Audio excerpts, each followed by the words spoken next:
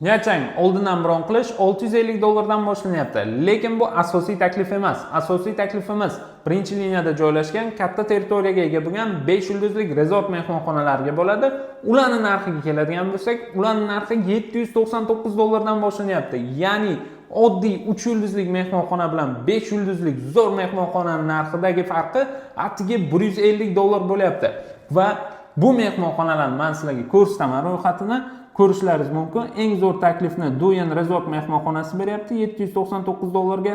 Undan tashqari bu yerda Winpearl, Marriott, Radisson mehmonxonalarining narxlarini ko'rishingiz mumkin. Yana eslatib o'taman, bu narxlar amal qilish muddati 25-fevralgacha.